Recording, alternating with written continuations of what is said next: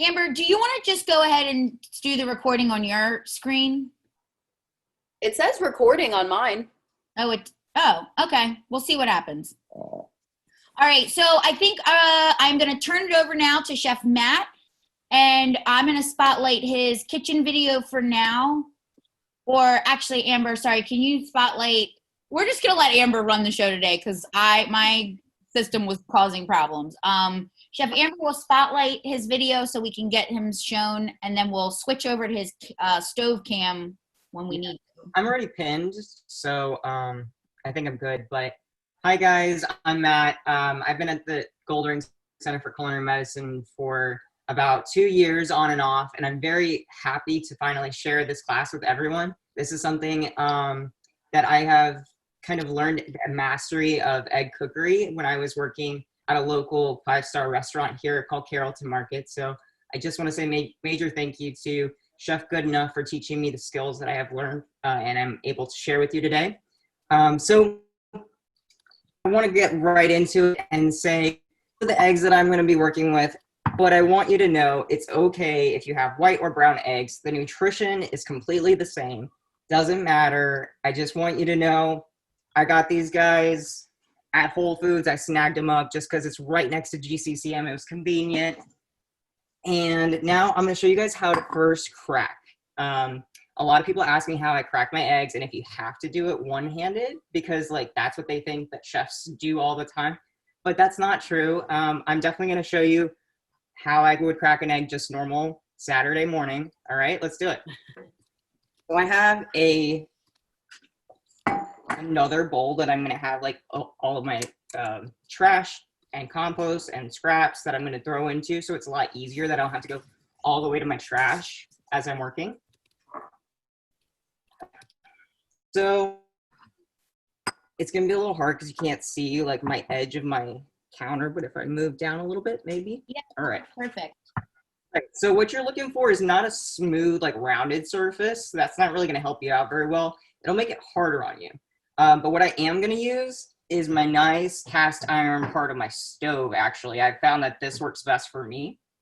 So I'm going to give it one solid whack. That's not good enough. Let's do it again. Another one. Now we've got the liquid coming out. Perfect. Two-handed pull apart. And that's what we're looking for. I'm going to do it again. Oh, yeah. See how it's already kind of cracking open the whites right there? Now, if you're looking to do it one-handed, you pinch in right here like this, and you do the pull apart right here. And that's how you crack open an egg with one hand. It's that like push-pull like this. All right. And by cracking them in a bowl first, whether you're going to do scrambled eggs, whether you're going to do sunny eggs, it makes it a lot easier to fish out any shell that you might have caught in there than doing it over the hot pan. Same goes for cooking or baking. You know, it's a lot easier to fish out a cracked eggshell when it's not sitting over your flour or your sugar or something like that. So pre-cracking them in some little bowls might really help that cooking process for you. The next thing is, since I'm only going to do a little bit of eggs, I don't really need a whisk per se. So I'm going to do a fork method. And it might be a little loud, but I'm going to try to show you as best as I can. I might switch my view to my other. And then I just want to show you that this is kind of an important way to figure out how to do the wrist motion, because I only know this because Amber actually, she struggles with figuring out how to whisk eggs properly. So what I'm going to do first is puncture my yolks. That's going to make it a lot easier, and you don't have to do as much wrist work that way. So I have them nice and punctured. And what I'm doing is I'm doing a quick round motion like this. I'm going pretty high in the air like this to incorporate a lot of air. And if I tilt my bowl a little bit, it makes it nice and cohesive. There's not any parts of whites that are going to get stuck, that are not fully homogenized together with the yolks. All right, and so that's pretty good. You'll notice in scrambled eggs a lot that if there's some portions that of, you know, whether it be scrambled eggs or whether it be your omelets that have some sections of yellow and then some sections of white, it's totally okay, but that just means that when you scrambled, it wasn't like fully scrambled together, and that's okay. But a way to like deter away from that happening is to just keep scrambling as much as you can so that all of the white and all of the yolk are fully combined together. All right, so that's good. Let's pop our heat on high, all right? I know it sounds like really strange to cook your eggs on high heat, but I feel very confident in this nice non-stick pan that I've got right here. I'm gonna show you guys. Thanks. Okay, so the important part about cooking with this pan is that it is a non-stick surface, okay? And there's no kind of scratches in it. It's okay if you do have a pan with some scratches in it like I do. I don't know if you'll be able to see, but I do have a couple of marks where I used I think it was like a metal whisk, or like it was like a metal spatula, and I scraped into it a little bit on accident. And so the metal will definitely scratch this surface. So you don't want to use any metal on your non-stick surfaces. You also don't want to put these pans into the dishwasher.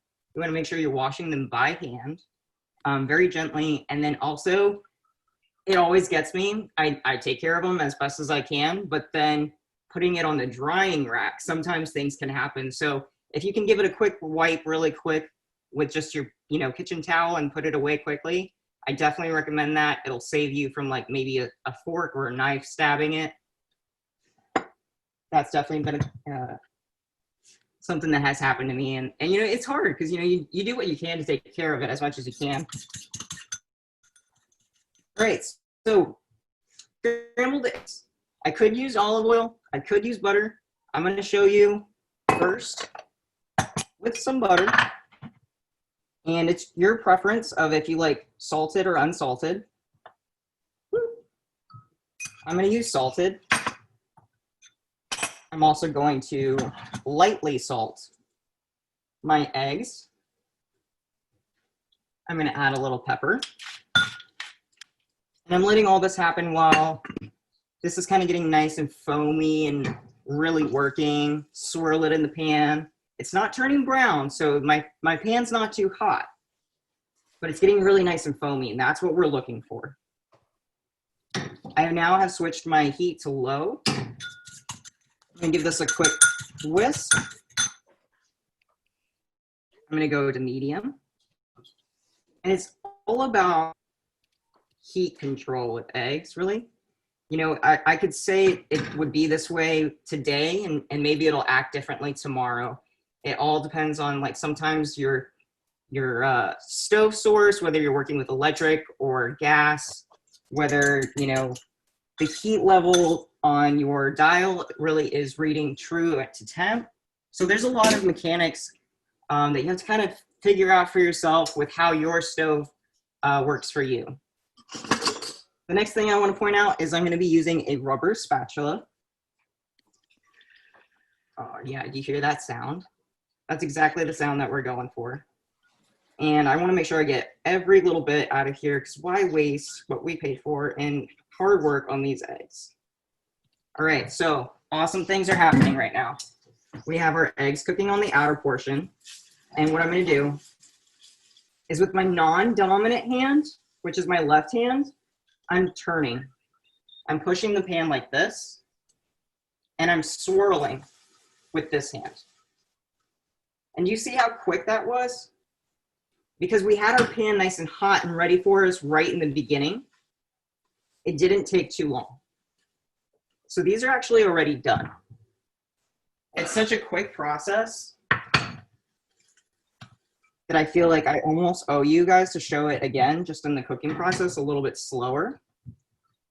But I want to reiterate that, these scrambled are a soft scramble. This is not really a traditional American scramble, because they're not like really hard, and not a lot of the liquid has been cooked out of it. They're still very moist, and it's hard to tell a little bit on the camera, but if you really like open up into them, they're really moist. And that's the traditional French technique of having like a soft scrambled egg versus an American diner style.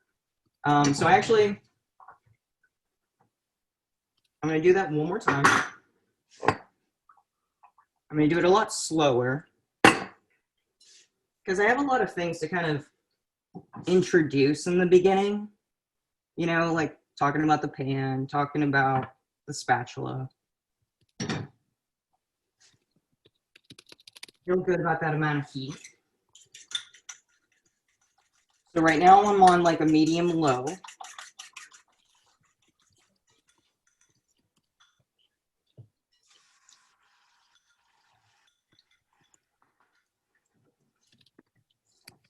And I'm making these circles that are a big circle going into the middle, pushing everything on the sides and really just kind of folding the eggs in upon themselves. And I feel like this is too high right now, so I'm going to turn it off. The residual heat can kind of cook the eggs itself. And this is a really nice stage right here where they're really nice and creamy. It's really hard to tell, I feel like, to show, but there's really like a liquid layer up on top.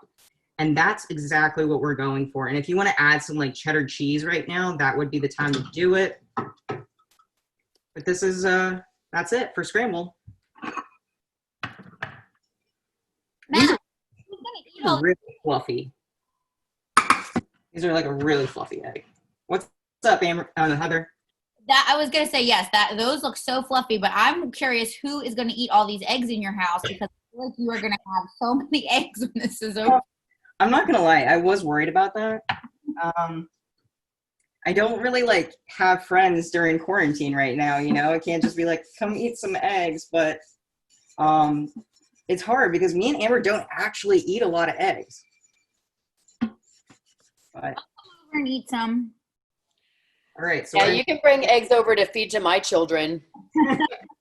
They eat anything. So what I did was I just, wiped it out with my kitchen rag.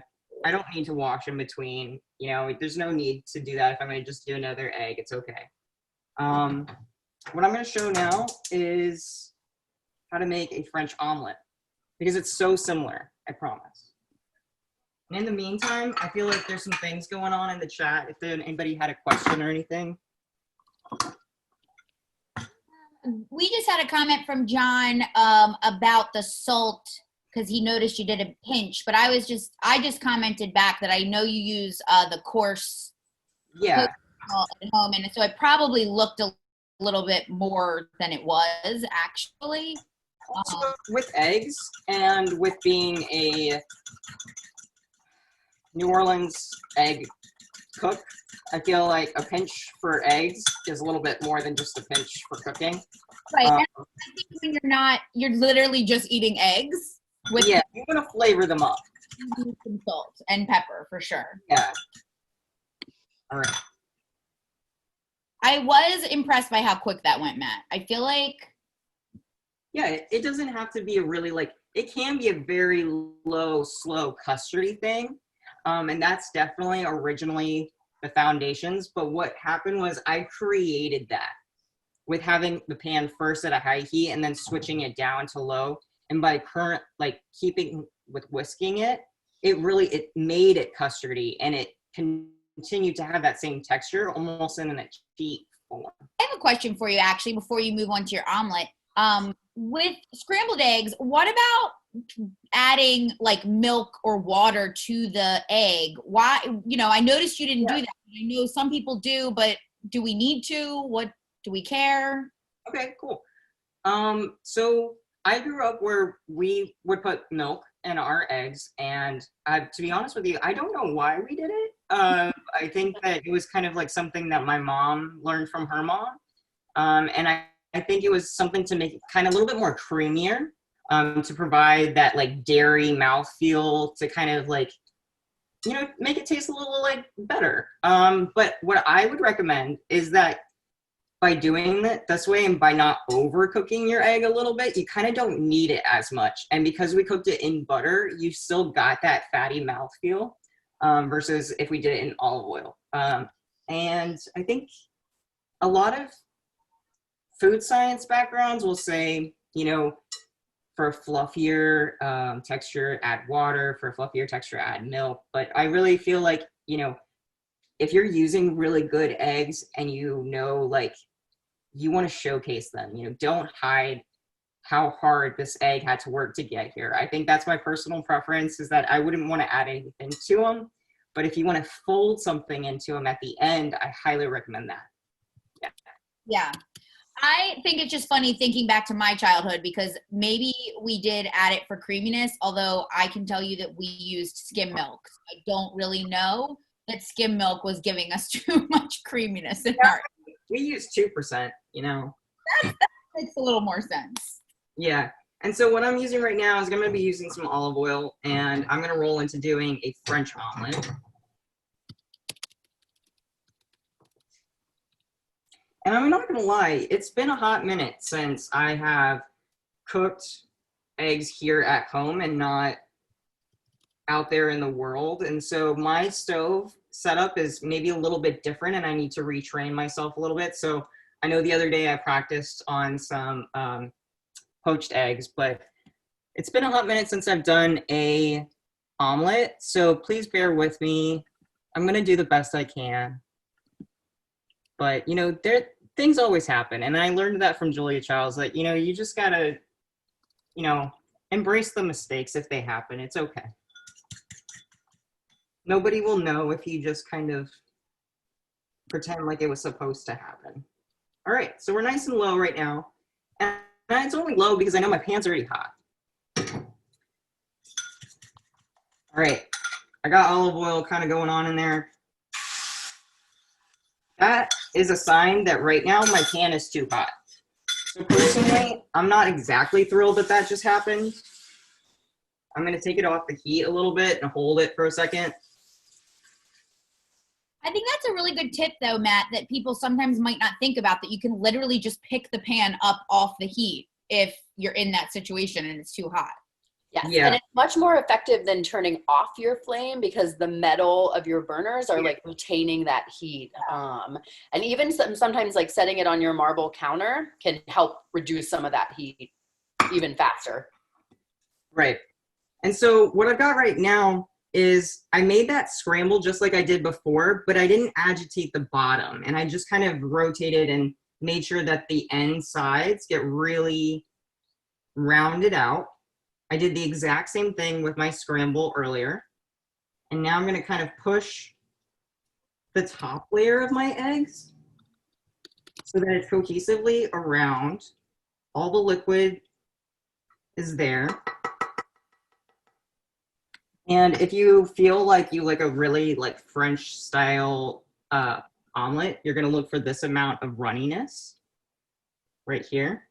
And when you fold it, in essence, the residual heat will kind of be gooey and kind of cook in itself. And you want a little bit of wetness and moisture to kind of still be there, but not too much if you have filling that also has some moisture. So I feel good about this level of doneness. I'm going to just leave it right here, not on any heat.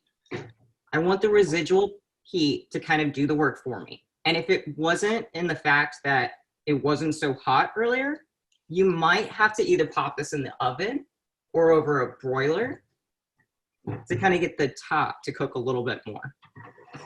But in the meantime, gears, while that one's just kind of chilling out in the back. I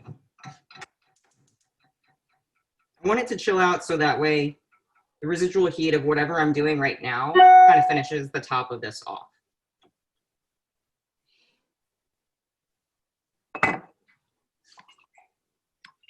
Olive oil. All right, so the easiest fried egg would be a sunny side egg. I think that one's probably what we would consider the most foolproof, but I want to debunk that it's probably not foolproof. Something so simple can sometimes be the hardest thing to master. And something that I'm going to show you guys is how to crack eggs into your pan-side egg so that they stick and cook together very nicely, and they're not like two separate eggs being cooked. Because if you want to serve up 2 eggs and have them not like break and fall apart on you, this is what I'm going to show you how to do. Okay, my heat is good. I don't want it to kind of start cooking when I hit the pan. I don't want that to happen just yet. I think that's the mistake I always make. I think I have my heat too high to start and my egg just goes crazy right off the bat. Well, but if you're into really crispy edges of a fried egg, that's totally fine. I'm not looking for that to happen. So what I'm going to do is I'm going to grab the 2 inner whites, which are called the shalza, and pinch them and bring them together. All right. And that's why I don't want my heat to be popping. You know, I don't want to hear a lot of like sizzling and the whites to be bubbling just yet, you know, because I'm going to get my hands in there. All right. So I feel really good about that. Now they're going to cook very cohesively.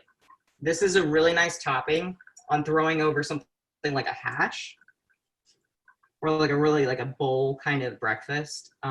Served maybe on the side of some sausage or something like that. So this is a really slow, low heat that I have rolling. I'm going to season. I didn't use a lot. I just made it look like a lot. Yeah, I feel like when you go up high like that and sprinkle from high, Yeah. it does look like a little. And the reason why I went up high was so that by the time it falls, it kind of disperses in itself a lot better than if I had just thrown it in one little pinch of a center and I only taste salt in that one spot. So you want to season pretty high. Yeah, I feel like all the chefs on TV always do it like that. Oh yeah, I mean it looks very impressive. What I'm doing is I'm the salt bay. Yeah, it looks cool. Plus, it also.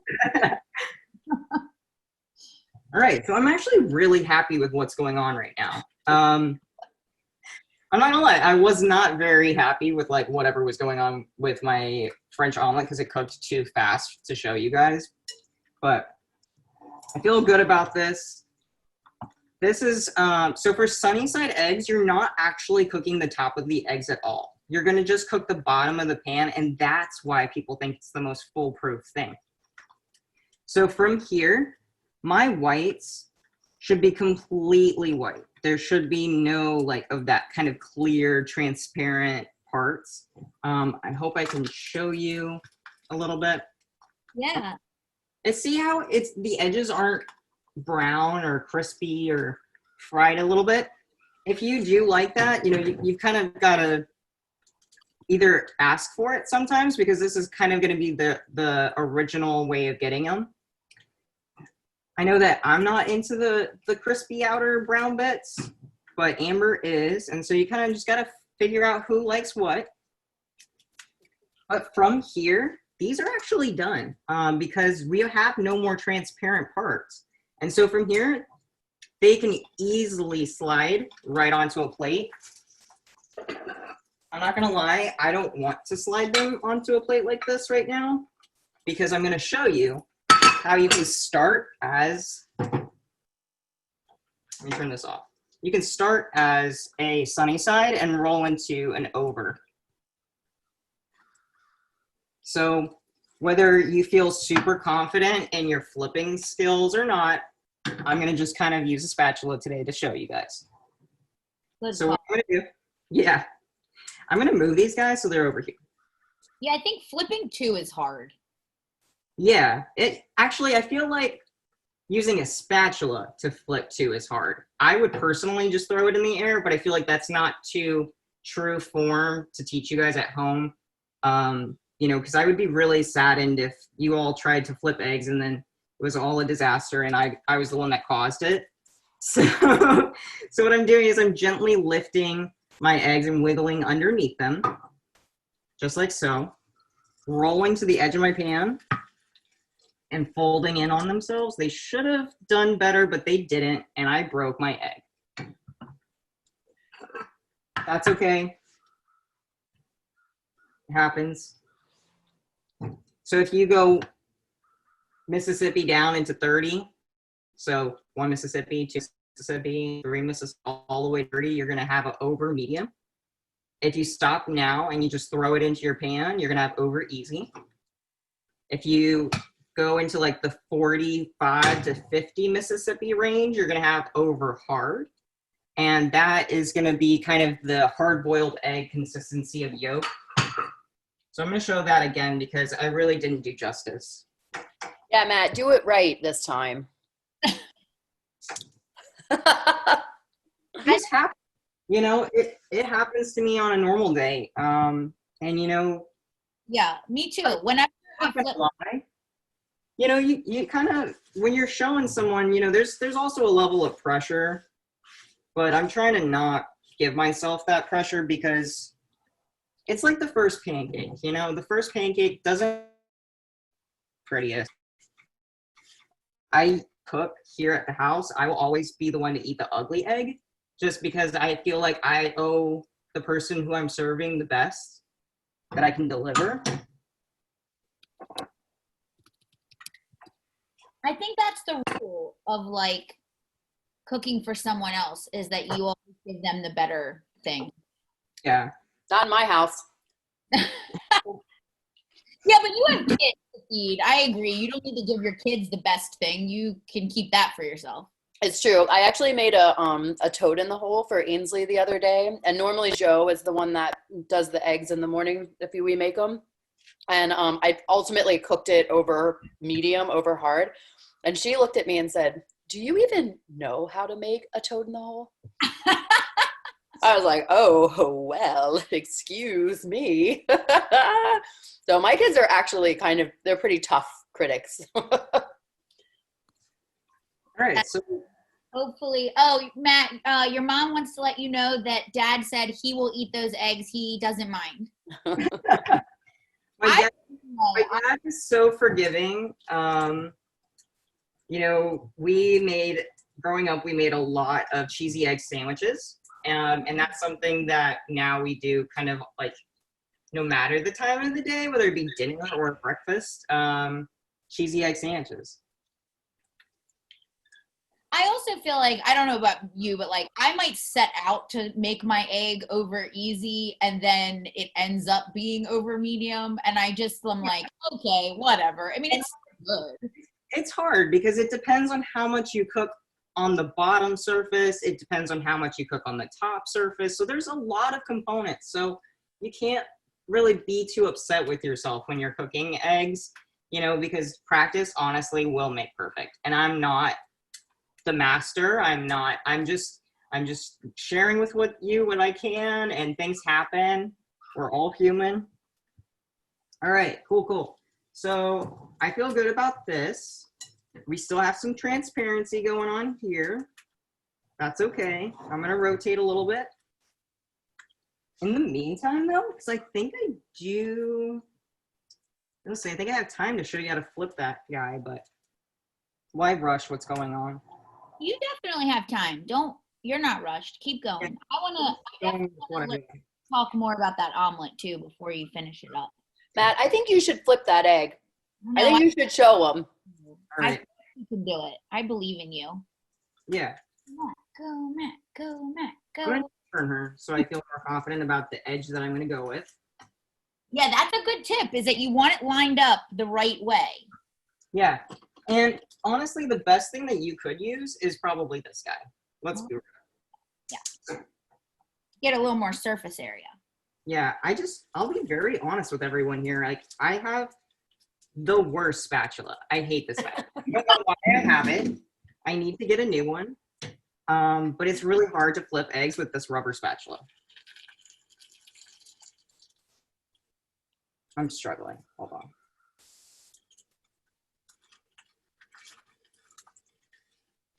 There we go. Yeah. So commitment is key. You just have to commit. Remind us Perfectly fine.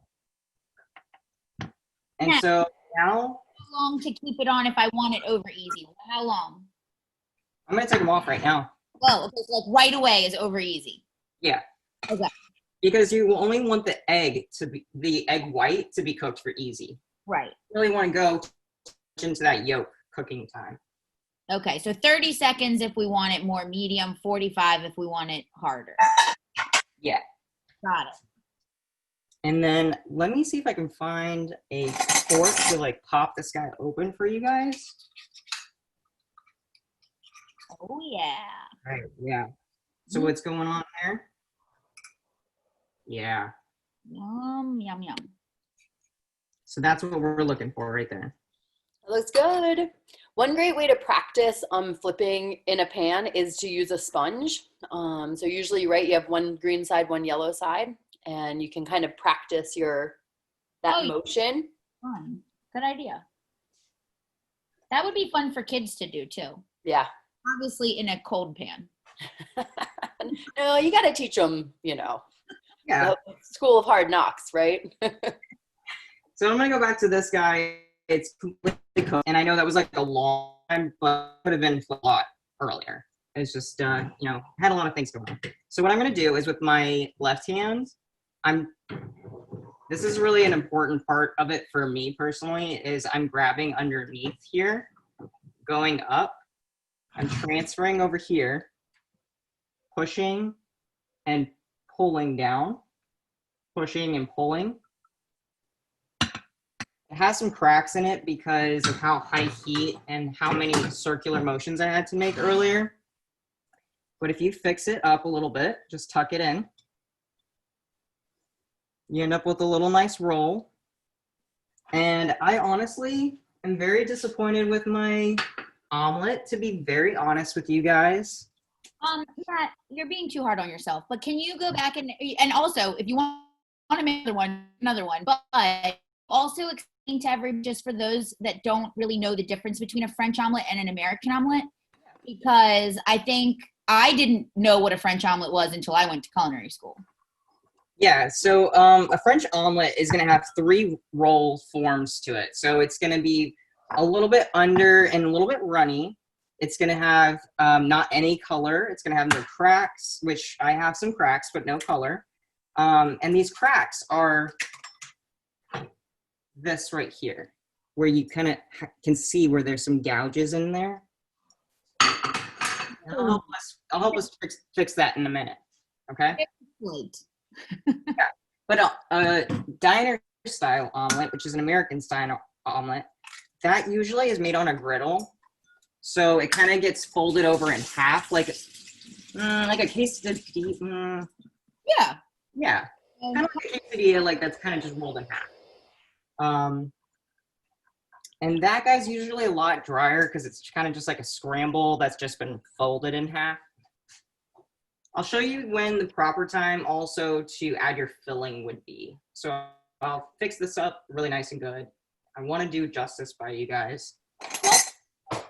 That a French omelet tends to have less filling. Like it's not as much about the filling, whereas an American style omelet, it's always like, yeah, load it up, all the things, It's American, right? Yeah, it's like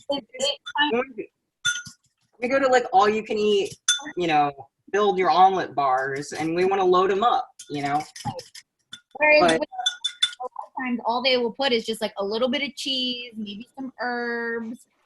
They keep it simple. We want to keep it very light, simple. Right, and it's definitely, I think the texture is another big difference too, like you said. I was telling somebody the other day about how in school when we learned these techniques and how many times we would have to do them over and over and over again until we got them perfect. And it's just, like you said before, unless you're doing them over and over and over again, it takes a while to get perfect at it. So It's true. The egg station is always the most dreaded of any brunch kitchen. Because they're hard, exactly. And you end up throwing them away. I mean, I feel like that's pretty common that some server gets like a miscooked egg, because even when you do it every day, it's hard to do it perfect. Yeah. And you're always at both times. Like this. Right, so we're gonna go nice and slow.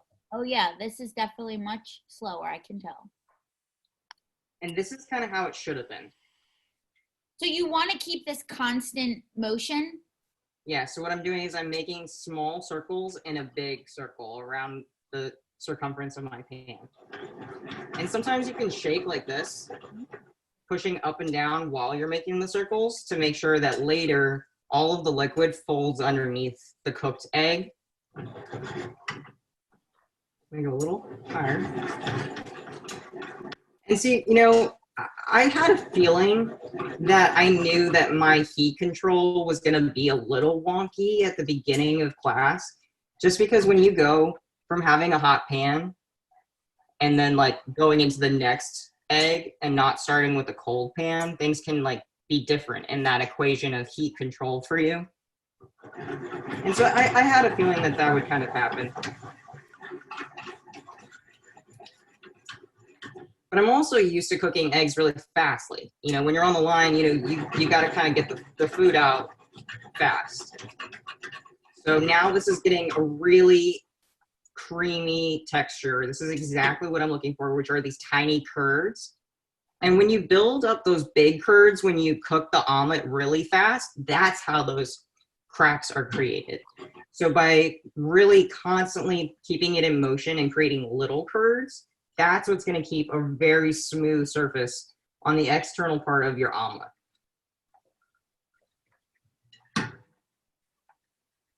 Oh yeah, I feel a lot better about this one. And it's a little bit thin, I'm not going to lie. I had 2 eggs. This is all the eggs that I have left, so I'll be all out. But normally when we go out to eat an omelet, it'll probably be anywhere from 3 to 4 eggs. So this is a 2-egg omelet, so it's kind of very thin.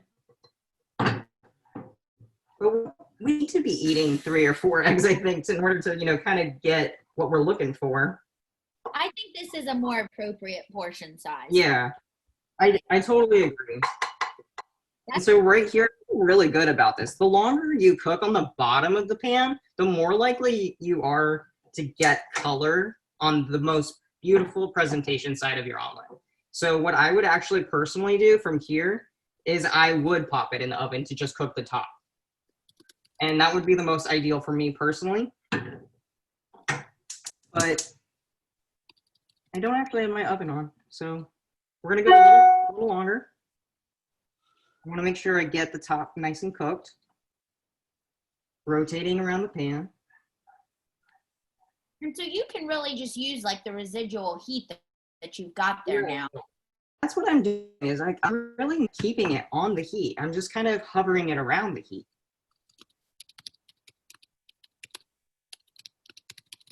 All right, so I feel really good about this. And it's gonna be a little bit more creamy. I feel okay about that. This is what we want. This is the desirable consistency.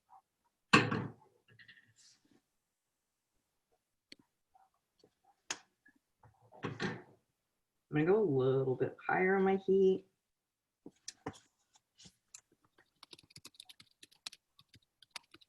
All right, I'm gonna add in some parsley. I'm gonna add in some cheese in a line right here, right in the middle. If you put your toppings all around in the center, it makes it a lot harder for this kind of fold. But if you just do it in a straight line, it'll be a lot easier. All right, new plate. Check. Let's do it. Matt, this already looks so delicious. I want to eat it. You know, don't grab all of those. You know, you see how there's some like undesirable bits? Don't fold them up in there. We're gonna just pretend like those are gonna get trashed in a minute. Because they're crunchy. All right, yeah. So make sure everything's detached. on the corners. Slide up underneath there. Now, I'm going to push forward, roll, and get that little guy out of there. Push. It's looking perfect, Matt. Roll. And transfer. Oh, it's so beautiful. Yeah. Feel good about that. And she's a little baby one. She really is. Like, I don't know if I've ever made an omelet so tiny. That also looks like a pretty big plate. Oh, yeah. I mean, I kind of ran out of my, like, salad-sized plates with all the eggs that I cooked just now, but there we are. Oh my gosh, it doesn't have any brown on it, which is exactly what we're looking It's so smooth. I feel so happy about that. That's exactly what I wanted to show you guys. Awesome. I love it. Thanks, Matt. Yeah. I'm going to crack open in half and just show what it normally would look like.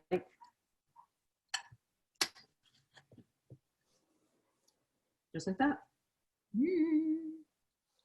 So it still looks a little creamy, but a lot of that is from the cheese, right? Yeah, yeah. And so that moisture that's coming from there should be from your filling only, really, too much. But it's not going to be dried out. It's still very, moist in texture. It's flexible. It's not hard.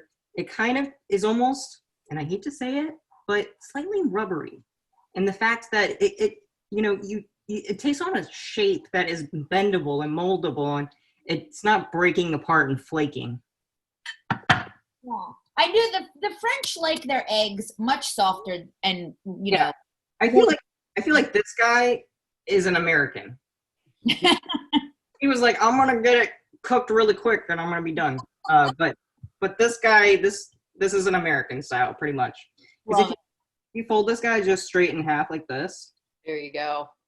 Yeah. That's the difference. See, Matt, this was your plan all along, was to show us both. Yeah. All right, that's all I got, guys. Awesome. Thanks, Matt. I loved it. And now you have so many eggs to eat. Hi. Well, since Matt made that extra one, I had time to make another Bloody Mary for myself. It's a real light one, though. Don't worry. I'm not much of a day drinker, but on my Facebook post, I said I was going to be drinking Bloody Marys, and so I felt like I really had to own up to that. So I am. And I'm going to get you guys started on mine. So I'm doing poached eggs and hard-boiled eggs, and I am going to kind of intersect the two of them just so that we're not like waiting for water to boil. So I just have a very basic but beautiful copper pot that I'm going to use for my hard-boiled eggs because I want to get them started. I do want to show you guys here. I have two types of eggs that I'm working with today. So these are my farm eggs. I picked these up at the Sprout Refresh Project Farmers Market on Monday. You can see there's like this beautiful blue egg. I feel like for poached eggs, the freshest your egg is, the better. Now for my eggs, I'm just going to use my Trader Joe's, brown eggs that I bought, and I'm putting them right in my pot gently, and I'm going to cover them with water. Let me just fill that up. You do want to make sure, obviously that your eggs are like completely covered with water for boiling them. I also just pretty much pulled them out of the refrigerator a few minutes ago. So it's not one of these situations where you need to have them like coming up to room temperature or sitting out on your counter for a while. So I am going to put them on my stove on high heat. It is not going to be the one that my camera is on because I don't think anybody really needs to necessarily see the boiling aspect of the eggs, but I am going to put a lid on it while I wait for it to come to a boil. Okay. Those were my grocery store eggs. I have my farm eggs, and now you're going to see on my video here, I'm going to turn the heat up on my, actually, you know what I'm going to do? I'm going to start it just on my back burner till I get it boiling, just so that we're not waiting for it. So in this pot is just plain water. It is a deeper pot. Well, it's about as deep as my other one, but it's a little bit wider surface. You can see, which will be good because when we're going to be doing the vortex, right, the swirl, that is the real magic trick to doing poached eggs. We're going to want to have that larger surface area. I'm going to close that window. It's like beautiful weather here in New Orleans. October is off to a great start, but that wind is kind of blowing at my burner. So another thing I have set up here by my stove, I have this slotted spoon. Joe and I are big fans of these Coon spoons. You can get them at Williams-Sonoma or online, but you know, it's just got holes in it. It's like hard to, there we go, right? Okay, and then I also have this little bowl because I am gonna crack my eggs into this bowl before I put them in my boiling water. Now, if I was working at a restaurant and I was trying to put up, you know, 25 poached eggs for the tickets that were waiting, I'm not gonna waste my time dropping them into a bowl. But because I'm at home and I'm showing you guys, and again, like Matt has already kind of talked about, like we're not trying to put some insane pressure on ourselves, and we wanna make sure that our yolk is not broken, and we wanna make sure that we don't have any egg shell in. I actually did a trial run with my family doing poached eggs just the other day with one of the recipes that we included on the email we sent you. It's the mushrooms and lentils with poached eggs. It is a family favorite, and it was a good opportunity for me to practice my poached egg. And I ultimately got shell in my water, which wasn't the end of the world. I was like kind of got lucky that I was able to just pick it right off the top, but I felt like it was kind of a sign for me that I should show you guys how to do it by putting it in the little ramekin first. So I'm gonna go ahead and crack that egg. Now, Matt and I actually kind of differ on egg cracking techniques. I have always been a big fan of always cracking on a flat surface instead of an edged surface. So that's how I'm going to crack my egg, is just right on my cutting board. But we do definitely agree that like one firm crack should do the trick. Is going to make it less likely that you have broken bits of shell or that you end up like cracking the egg and it just spills everywhere. So one good crack, and I'm just going to drop it right into that bowl. And so now it is ready for me. I also have here in my favorite little metal ramekins. If you have watched my classes before, you know that in some way I always incorporate these metal ramekins. I have my white vinegar. Just because it's unsightly, right, for me to pull out this big gallon jug of white vinegar and glug it in there. So I have this just ready for me. Now, my water, I'm gonna bring to a full boil, and then I'm gonna turn it down. And then that's when we will try to perfect our actual temperature that we're gonna, the simmer, the little bubbles that we're gonna look for. But the first thing you wanna do is actually bring it to a full roll.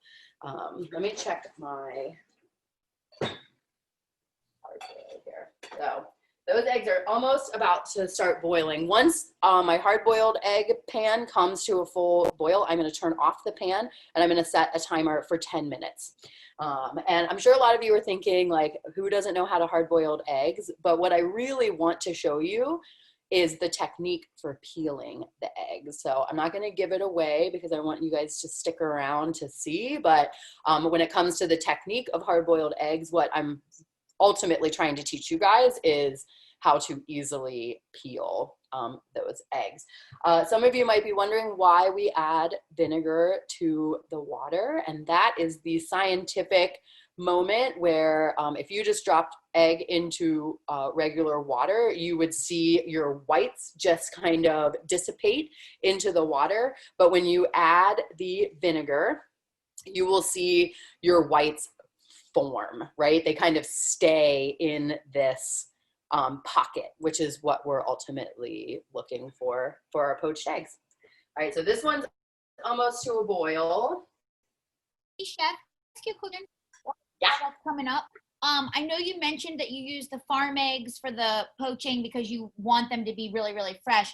Do you feel like the freshness of the eggs makes a difference when you're hard boiling? I know I've heard people say that like older eggs tend to peel easier. Do you think that's true? That, I guess that's one of those, something I can honestly say I haven't totally tested out, mainly because I feel like the technique I'm going to show you guys for peeling eggs is foolproof, whether you have farm fresh eggs or you have week-old grocery store eggs. So I feel like this technique it kind of takes that factor out of it. I certainly am a huge fan of farm fresh eggs. I love those bright yellow yolks. When you get these beautiful blue eggs, it really kind of reminds you of here, let's give you this one, the blue egg. That chickens don't just pop out these like perfectly white eggs that are exactly the same size. And so it's good, but I do feel like for poaching, it is far more important, because if you put an old egg in your poaching water, even if it has vinegar in it, you'll see it, some of your whites will seep out into your water. And it's not the end of the world, but when you're working in a restaurant, again, and you're trying to make a lot of poached eggs, and now you have cloudy water, it makes it very hard to make sure that to do your timing and figure out which eggs you need to pull out first. So that's one reason. And I have to admit, I usually have 2 cartons of eggs in my fridge. I have like my farm eggs and I have my grocery store eggs. My grocery store eggs I use for baking, for anything that, like if, a casserole, lasagna, anything that you might have, like, that it's just going to be fully cooked, or for something like egg salad and hard-boiled eggs. And then I save my farm eggs for when I know I'm going to want a runny yolk. And because I feel like they just are more delicious, and you really can appreciate the freshness, the fact that bird has been eating something different than a commodity chicken would be. Yeah. All right. We have a couple questions too, real quick. So Koya wants to know if there's a specific amount of vinegar that she should put in the water for the poached egg. Okay.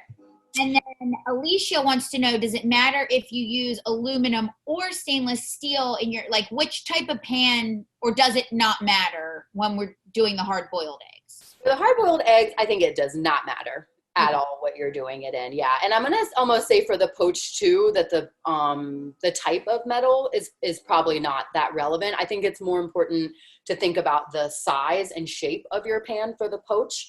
If you have like, something you cook rice in, it's kind of a smaller circle, right? And so you don't get as much swirl. You don't have as much room to we're going to be flipping it at one point. So it just gives you, it's a little bit better, space wise. And then what was vinegar. Okay. So it's a tricky question because it depends on what size pot you are using. So I'm going to say that for about 4 cups of water, that you could use about 1 to 2 teaspoons.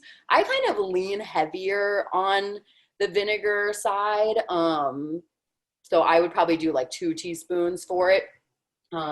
So my water is boiling here. So I'm now going to move it to my front burner just so that you guys have a better view of it. And I'm going to, so see, I've got these big bubbles, right? I'm going to turn it down a little bit more. You don't want your egg like to look like it's in a bouncy house, right? It shouldn't be like flopping all around, but you do want to make sure that it doesn't just sink straight to the bottom of your pan. So I'm going to say I have about 4 cups here. So I'm just going to use like a splash of this vinegar. That was about 2 tablespoons, I'd say, or teaspoons, I'm sorry. I often too like smell it. So like if it smells like vinegar, I think you're pretty good to go. If you've like, if it kind of overcomes you, the smell of vinegar, you might want to add a little bit more water to it. Okay, so now I've got these nice little bubbles. I'm going to show you guys my swirl, and I'm going to drop the egg in. All right, so hopefully you can see where it's like, it's still spinning. My whites are I'm even going to turn it up just a little bit. My egg is not touching the bottom of the pan, and my whites are all kind of hanging out there. All right, so now I'm going to go ahead and put my other egg in.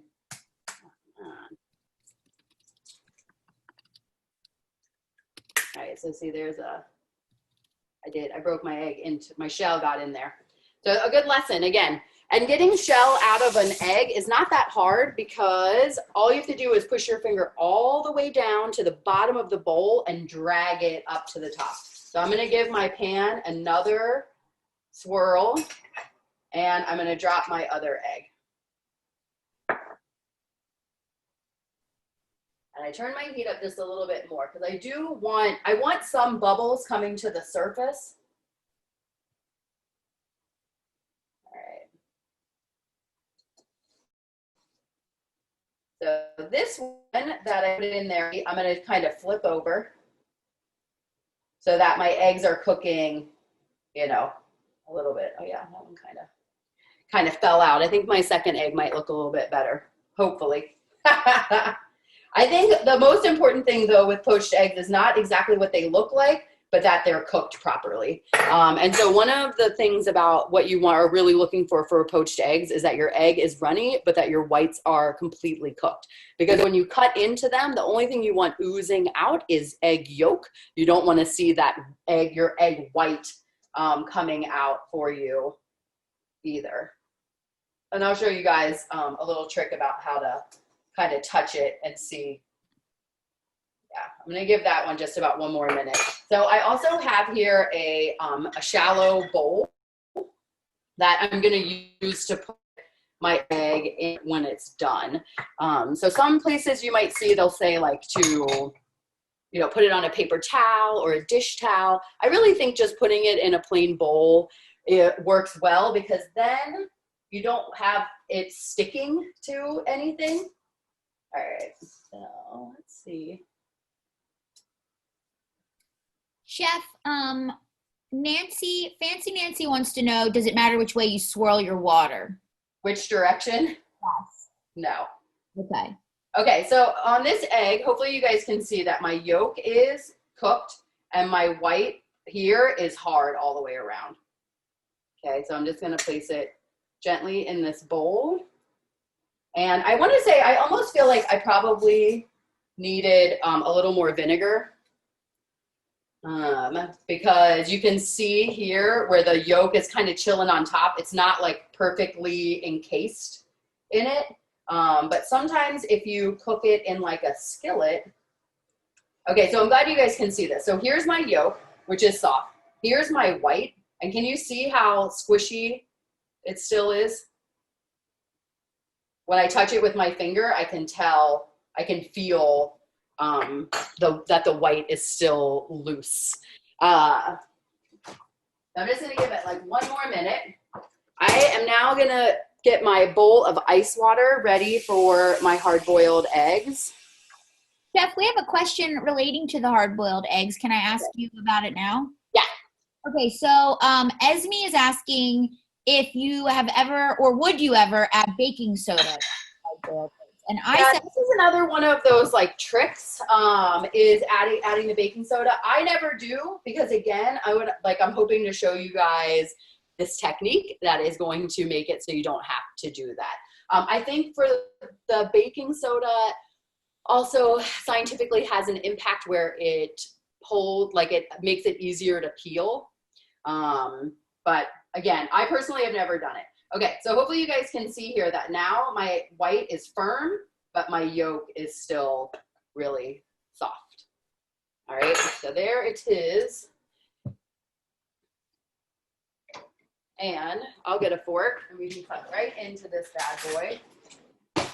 And you guys can see how nice and runny my eggs are. Now, if I was smart, I'm sorry, I would have shown you that. After you put them in this bowl, you can transfer it to another bowl that doesn't have that little bit of water in it, right? And this one also is going to break open nice. And so my white is totally cooked. Let's see here. This is like such a fun game. Oh, there we go. Okay. Yeah. So here's my white all cooked and but my yolk is nice and runny. Yum. Yeah. One more question for you that came up I didn't want to interrupt you while you were telling us about the poaching technique, but so how long is it okay to be keeping eggs in the fridge? And I wrote back that I personally keep mine probably longer than I should, but I also feel like maybe it's okay. So I wanted to get your opinion, and maybe if Chef Matt and Chef Amber want to chime in on what they do at their house. I think that. I mean, again, I kind of think it depends on like how you're cooking your egg. So if you have a really old egg and you're going to try to do poached eggs with it, and you're gonna get cloudy water, and then maybe there's a risk of food poisoning from it, versus if you made cookies or a cornbread, or even like a frittata that would then be baked all the way through in the oven, then I feel like old eggs, I think if you crack that egg open and it doesn't knock you over, like, I think when your eggs are rotten, right? I also think really we kind of underestimate how long it takes for eggs to get to us at the grocery store. So, most of these farms we're looking at in like Georgia, California, so they're traveling quite far to get to us. And then they probably end up first at like a warehouse, and then from the warehouse they get delivered to our grocery store, and then from the grocery store's walk-in cooler they get put on the shelves. So I kind of think there's probably more, those expiration dates could probably be even like 2 weeks longer. And then if you're getting farm fresh eggs, then I definitely think you have like 2 or 3 weeks that you could use them. But I feel like if you've got eggs that fresh, like, in your fridge, like, eat them up. And that's why I'm saying I usually have 2 rotations of eggs. Like, I have my farm eggs for things that are runny, and then I have my grocery store eggs for baked goods. Yeah. Amber, Matt, what do you say? How long do you keep your eggs? Okay, first I want to also say that it's not weird that she has rotation eggs too, because like we do that where we have the same exact theory, and I actually I'll kind of tease Amber if she bakes using my really good eggs, because I'm like, those were my expensive eggs, Amber. I don't think I've ever paid attention to a egg expiration date other than like when I grew up doing that. But like now we just have them and we just use them whenever. Like It's funny because if you go, so like sometimes you go to Restaurant Depot, and if you see a box of eggs, they're getting, those are usually similar to the eggs that are in the warehouse stage that Katie's mentioning. And I've seen expiration dates that are like 2 months later. So I know that when I'm getting them in the grocery store, it's probably like about 2 months later than when they were in that stage, right? So for me, I'm not concerned about it either. I also grew up having chickens, and we always had dozens and dozens of eggs in the fridge. And I'm going to cut you off real quick, Amber, just so I can show people that now I'm just going to use my slotted spoon because time is of the essence. But I want to hear about this farm you grew up on. I've never heard this version of your story, but it does explain the sweaters. Amber has got the funniest collection of sweaters, I think. Okay, so I've got it in ice water here, but I'm not going to keep it in there forever. Okay, like I literally just pulled them out right away. Oh, wow. Because I want them now. I do have chef hands, I guess, so maybe we'll be a little more realistic for the people at home. But I'm literally just looking to make sure that I can hold them in my hand. And I took both of my eggs out. So right now there's no eggs in the ice water. And now I'm going to show you guys this thing. So I do this kind of tapping and then a roll, right, all the way around so that this peels off like a belt.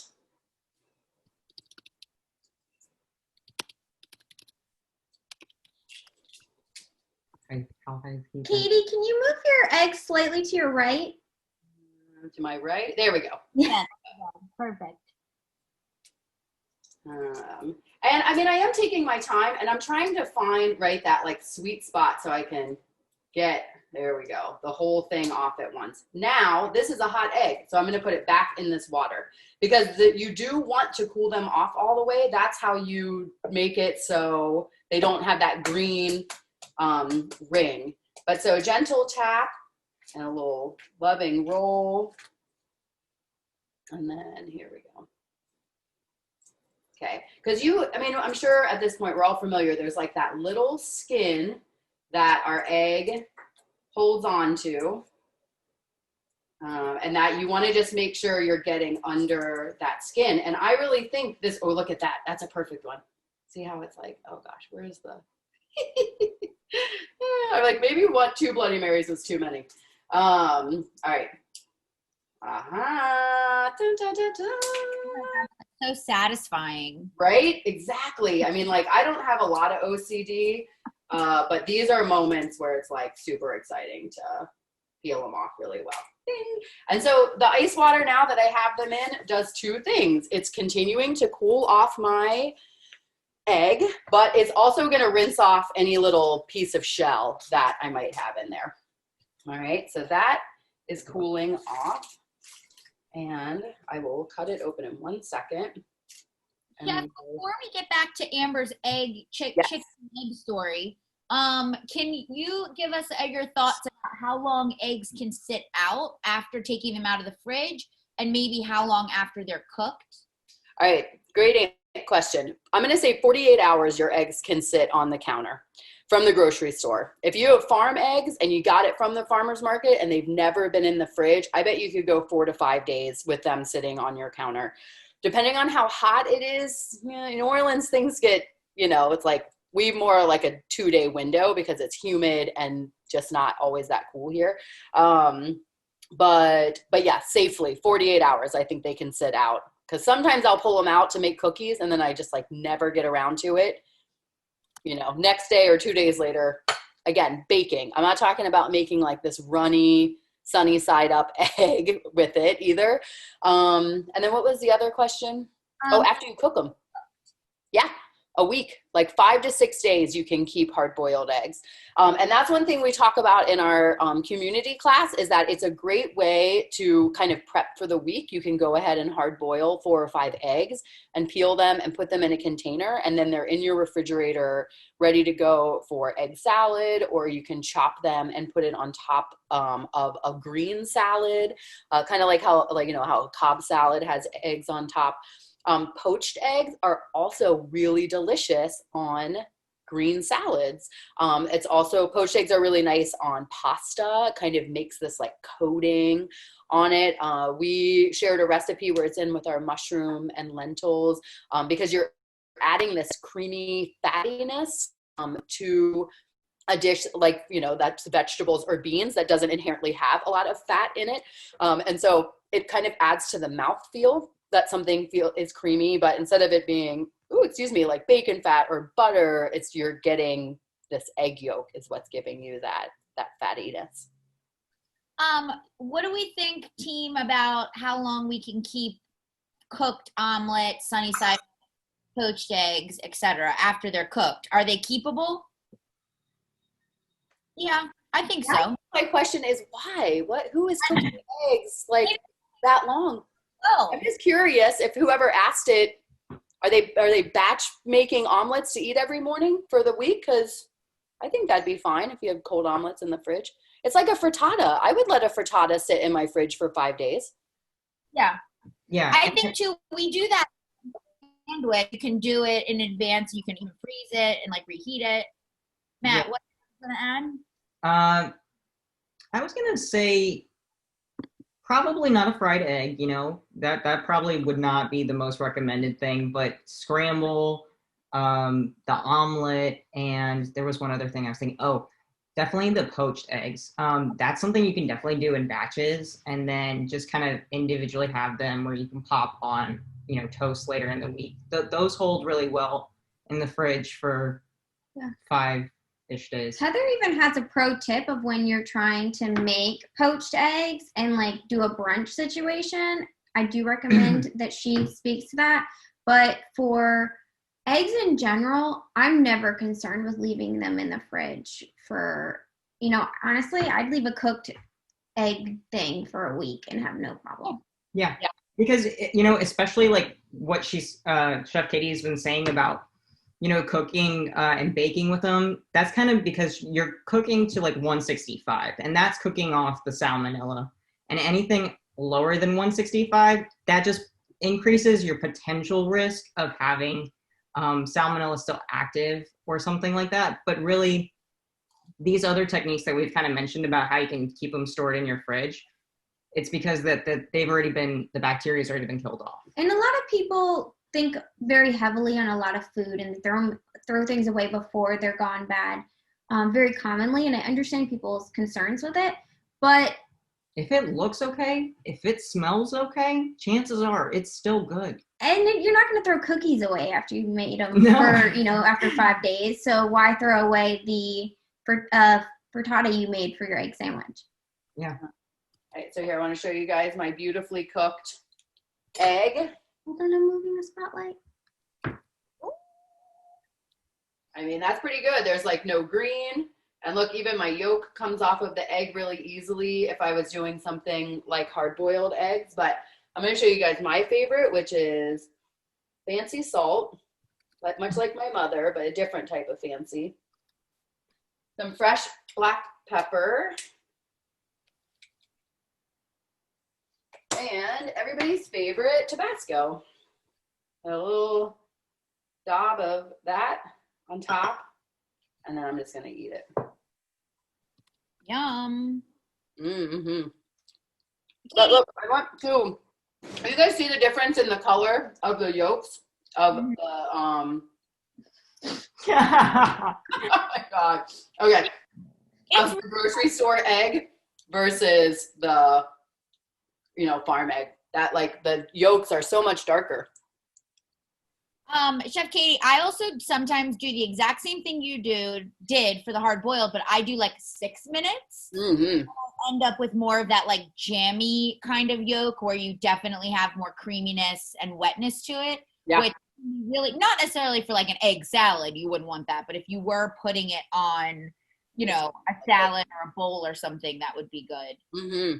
Definitely. And then I did just want to share my little brunch tip. So if you are wanting to make poached eggs for a crowd, you can totally do them in advance. Pour them in water. You can do them like the day before, put them in water overnight, and then when you want to, serve them, you can do one of two things. You can like either bring some water back up to a simmer, plop them in there just to like heat it up again, and then, fish them back out.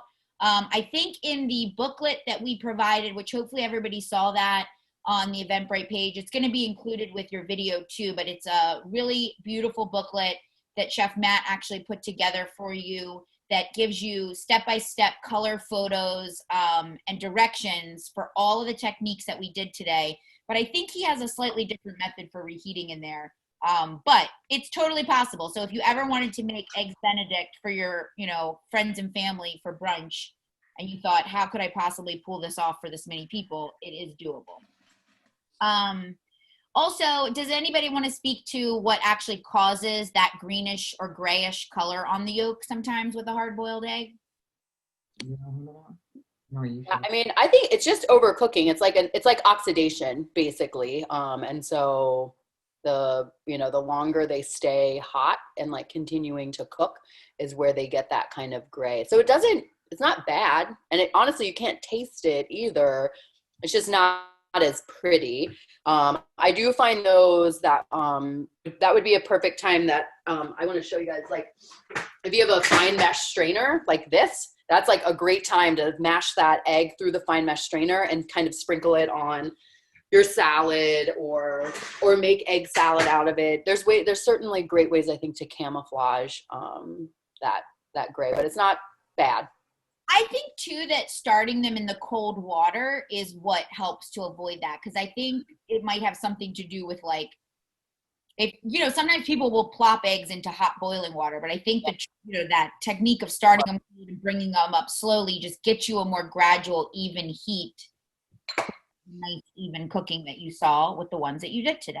Yeah, I will say I don't do a lot of hard boiled cooking. It's really not my egg of choice. And so I know that one day y'all asked me to do it one day at work, and I plopped the eggs into the boiling water, and everyone was like, "Oh, Matt, how very interesting of you to do it that way. You must really know what you're doing." And they all cracked. I think I burst, like I cracked open maybe 12 eggs. And I was so embarrassed because, you know, that's something you should kind of know when, you know, you're in the kitchen. But I highly don't recommend to put the eggs into boiling water because they'll be bouncing around and they will crack. And then, you know, they kind of look a little ugly. My sous chef is back. Oh, here's sous chef. Hey, Ainsley, how's it going? We got all the chefs. We got the dog chef, the sous chef. Yeah, and Ainsley is the harshest critic, I hear. So. Oh yeah, Ainsley, remember what you said about that toad in the hole I made for you? Because I overcooked the egg. Mm-hmm. What did you say? There was no yolk. Yeah. Unacceptable. Look Hi, at- Fancy. and look who's there too, next to Fancy. Hi, Mimi and Nano. Okay. All right. Well, thank you guys so much for joining us today. Hopefully you learned a little something that maybe you didn't know before about eggs, or maybe just giving you a little more confidence the next time you want to try your hand at something like a French omelet or a poached egg, which can often seem a little intimidating. Again, look out for that color booklet with all the photos, and the video will be coming to you very shortly. Thank you so much for joining us. Thank you for everyone who was able to make us a donation, big or small. We really, really appreciate your support while we can't be doing our normal stuff. And our next class is going to be Wednesday, the 28th of October at 5:30. I am actually going to be leading that one, and it's going to be a fun one, I think. It's going to be Heather's birthday. Yeah, I'm hosting a class for my birthday, so I'm going to do like a fall Mexican fiesta kind of a theme. So, and we're going to make it really flexible recipes. If you're vegetarian, vegan, carnivore, whatever, going to give you lots of options if you want to cook along. So Heather, maybe I'll make a cameo and show you guys my margarita. Yeah, actually, if you could make a margarita, that would be great. And if you could send one over to me before the class. I'll make you one ahead of time. I'll make sure you have it. Done. Awesome. Thanks, guys. I hope you enjoy the rest of your weekend. Thank you so much for joining us. We love you. Bye. Happy Rocktober.